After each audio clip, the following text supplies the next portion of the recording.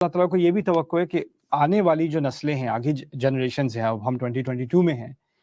ان generations کو جب یہ چیز پیچھے جا کر دیکھنی پڑے گی کہ اللہ تعالیٰ کن سے بات کر رہا ہے،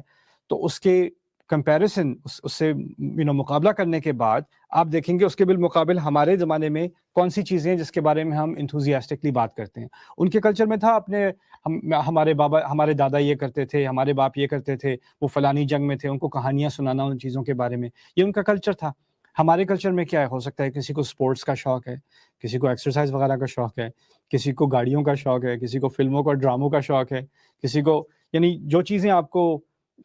یا کسی کو دوسروں کے بارے میں گپے مارنے کا شوق ہے، غیبت کرنے کا شوق ہے، جو چیزیں ہوتی ہیں لوگوں کو انٹرسٹ کرتی ہیں، جس کے بارے میں وہ بار بار بات کرتے ہیں، فیشن کے بارے میں بات کرتے ہیں، ٹیکنالوجی کے بارے میں بات کرتے ہیں، ایسی باتیں جب آپ بیٹھے ہوتے ہیں، آپ کے پاس فری ٹائم ہوتا ہے، تو کون سی باتیں آپ کو کرنے میں مزہ آتا ہے، کون سی باتیں آپ کو دلچسپ لگتی ہیں،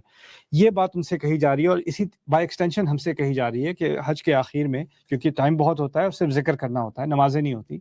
تو اس وقت اللہ تعالیٰ کا خوب ذکر کرو، اور اتنے جذبات سے کرو، اتنی انرجی کے ساتھ کرو، جیسے تم عام چیزوں کے بارے میں اتنے دل لگا کے تم بات کرتے ہو، بڑی دلچسپ باتیں ہوتی ہیں، تمہارا اس میں بہت دل لگتا ہے۔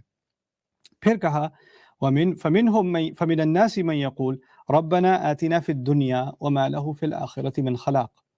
بڑی ڈرانے والی آیت ہے یہ، اسی آیت کا حصہ ہے۔ اچھا، پہلے تو یہ اللہ تعالیٰ کا ذکر کرو، اس کے بعد کہا اور لوگوں میں سے ایسے بھی ہیں جو کہتے ہیں کہ ہمارے رب ہمیں اس دنیا میں دے اور ان کا آخرت میں کوئی حصہ نہیں ہوگا۔